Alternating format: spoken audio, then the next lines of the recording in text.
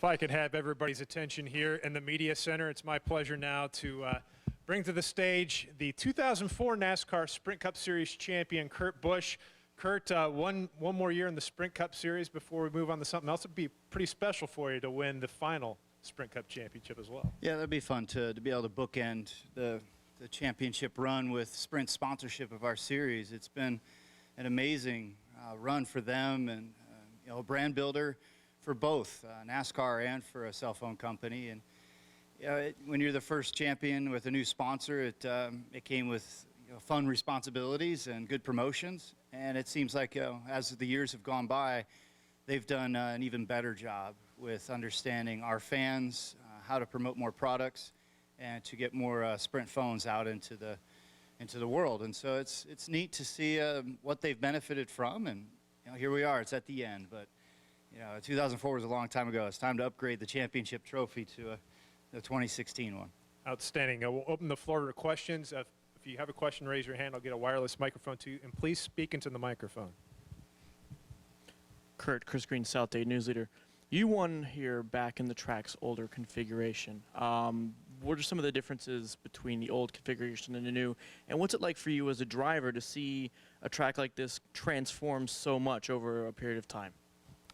Yeah, this one is a lot of fun to race on, no matter if it was the old configuration or the one that we have now with the multiple grooves of banking. The flat one, it was all about the bottom of the track, and how you could exit and make the straightaways longer. And it really was about the softest springs you could run because you wanted the car as low as possible. Here now, with the way the cars are set up and the banking, you have to have stiffer springs in the car. But you have to shoot for the middle, which is you run the middle groove and practice a lot. That way you can get to the bottom groove and not have your car so far off on setup, and then you can go to the high groove when the tires wear out and keep your momentum built up high. But then you have those restarts that are crazy, and that's what this track is perfectly designed for, is that mad dash at the beginning on fresh tires. It's an ultimate place to settle a championship run, because it puts it more so in the driver's hands on these restarts. Holly Kane, NASCAR.com. Hi, Kurt. Looking at Talladega coming up, I wanted to ask you, do you feel like you're in a comfortable position heading into that track, knowing how unpredictable it is? And then I also have a follow-up. Yeah, last year we came out of Kansas with a top 5 finish and had 13 points as our cushion. And it was surprising. I actually was doing my interview with Kelly Stavis with NBC after the race, and she told me that it was 13 points, and I was like, surprised. And there was good run with that in the media. This year we have a 17-point cushion after we finished 13th. It's a numbers game, and we feel very comfortable with where we sit. That means all what we have to do at Talladega is finish 16th or better, no matter what anybody else does. And 16th or better, it's the same as having 6th or better or 36th or better, because you never know when you can get caught up in that big wreck and end up 36th or worse in a race finish. So it's nice to have points in our pocket. That's the best feeling. And I wanted to follow up and ask you, because Kevin has already advanced with the win to the next round, and your other two teammates are not currently fighting, do you feel like they might have your back if you needed that extra push, maybe that some of your other competitors have other teammates also trying to advance in the chase, whereas for you, you're the guy right now. Do you feel any sort of advantage with that? And would your other teammates, you think, give you that extra? Yeah, I think it's a numbers game. Right now, I mean, we just came off of Kansas. We're here in Miami Homestead Speedway testing and doing a tire test, and so I haven't jumped into Talladega strategy yet. That'll happen the Thursday traveling there, and then Friday morning there's usually a nice team meeting with everybody, and we'll sort out what we have to do. And it does make perfect sense, though, that the 41 should have a lot of focus on it this week at Stewart House Racing. Hi, Kurt. Roxanne Vargas with NBC6 here in Miami. The community that I tell stories to is one of families. I'm a mom myself, and we just want to encourage the South Florida community and everybody from all over to come on out and to support this race. So what's your message? I mean, we see lots of kids outside right now. What's your message to them as far as this being an event for everybody to come out and to enjoy together?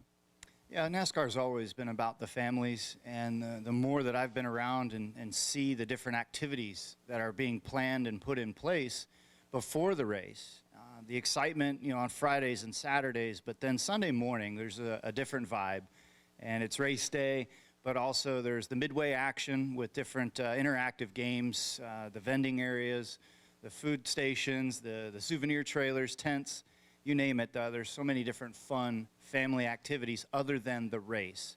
So yes, 267 laps is what we're all here to perform and go for a championship underneath that format. But a family can come out and find all types of different activities around the event. So perfect weather usually, and the race ends right around nightfall, and you can get back home, before it gets too late on that Sunday night to get the kids back to school on Monday. Is there something special about racing here in South Florida? The Keys not too far from here. Miami just ways up north. Do the drivers overall look forward to racing here in Homestead just because of that? We have paradise to north, south, east, and west of us.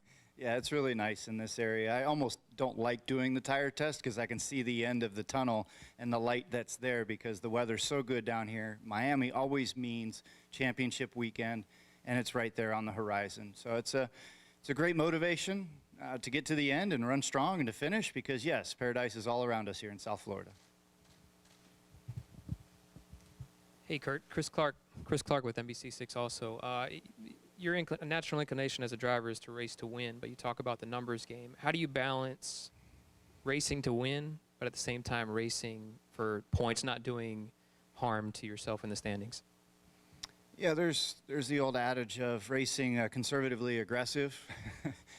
Most importantly, though, it's racing smart and racing to the car's limits. And when you see certain things happening on track, and Talladega is one of them, where you get this guy next to this guy, and like next week, Chase Elliott has nothing to do but win. Keselowski, the best way he can advance is win. You've got Dillon and Logano that are tied in points as the cutoff. There's going to be a lot of different emotional things you see out on the track, and you have to digest those quickly, move on, figure out the setup on your own car, and just protect the points position that you have. And so if we were in a different position, we would have a different mindset too. And after 2 games, how do the Cubs look going into L.A.? Yeah, I'm hoping to find a nice spot to watch the Cubs game tonight. Real proud of the team, Coach Manager Madden. He's a mad scientist, and we have Theo Epstein to thank for arranging all these players. They're young, and we have to have hot bats when it comes playoff time because playoffs are different than the regular season. And so it's neat to see the team, the city of Chicago, the whole vibe around Wrigley Field. And we'll see what happens. We're on the road, and if we can win tonight with Arrieta, that'll pretty much put a good statement in there that we got this. Any additional questions for Kurt? Oh, up front. Hey, Kurt, Matt Doolittle, Studio D. Just a quick question. Your brother has a sponsor, in the energy drink realm. He's got his own out there. The commercials are all over the place. Is Monster giving you your own in the coming year?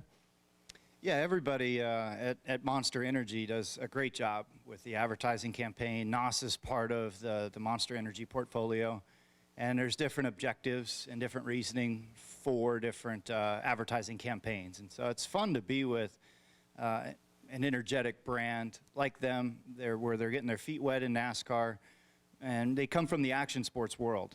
And so it's different over there than what it is with our mainstream fans, media, as well as just the TV quantity of numbers. And so it's fun working with them, building with them, and growing with them.